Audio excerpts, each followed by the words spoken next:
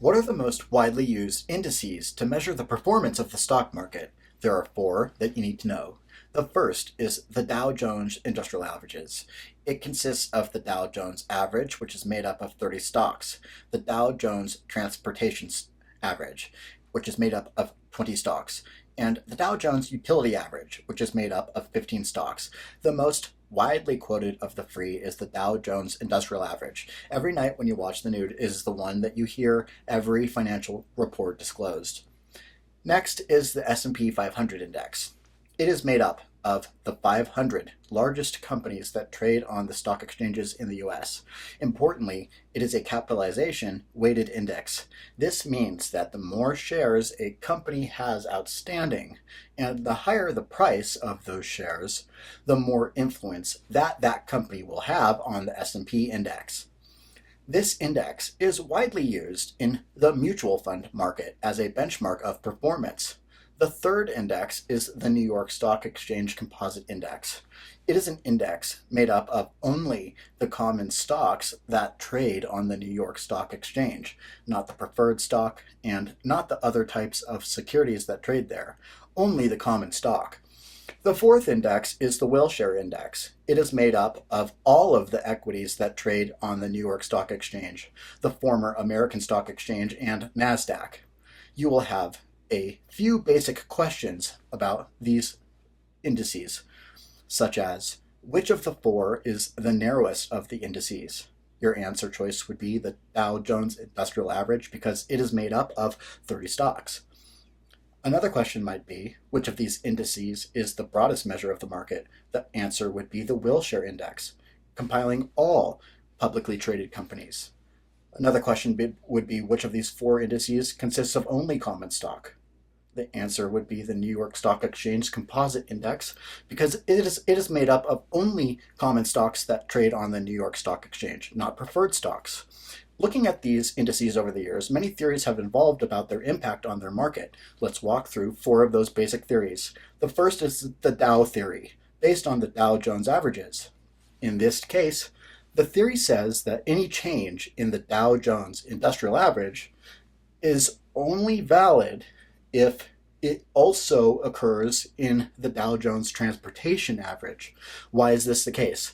Because the Dow Jones Industrial Averages consists of some of the largest industrial companies in the US. If their productivity has peaked up, then there will be more demand for transportation to get their products and services to the marketplace, so transportation stock should also rise.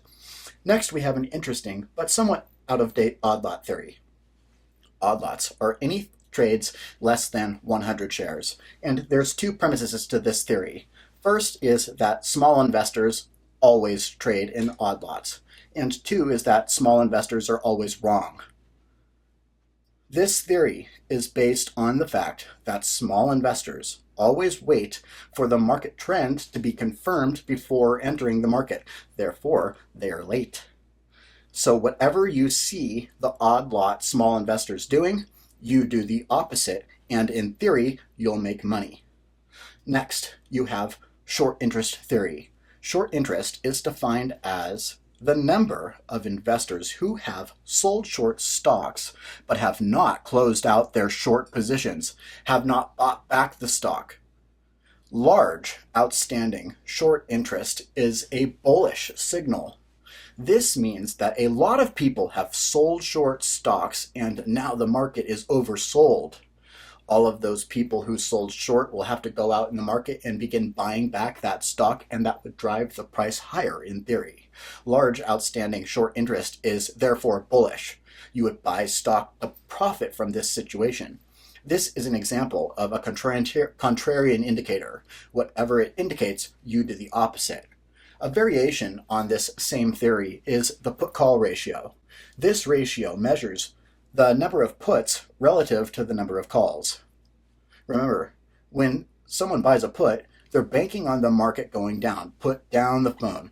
Pick up the call, put down the phone. So a high put-call ratio indicating that there are more puts outstanding than calls would be a bullish indicator. It indicates that many people have bought puts expecting the market to go down, so the market is oversold. If the market is oversold, then it is about to rally. and you would profit from this by buying stock. So the put-call ratio is another example of a contrarian theory on the market. And finally, there's the efficient market theory. This says that all other types of analysis are basically useless and a waste of time, and that all the public information available that could affect the price of the stock is already factored into that price, so doing all of this type of analysis is a waste of time. To prove this, for years, the Wall Street Journal would scramble the stock listings, place them on the wall with tape, and then give employees a dart. The employees would then throw the dart at the stock listing and purchase whichever one they landed on, and frequently they did better than the analyst. I'm Colin Kleck, representing MillionairesInTrading.com.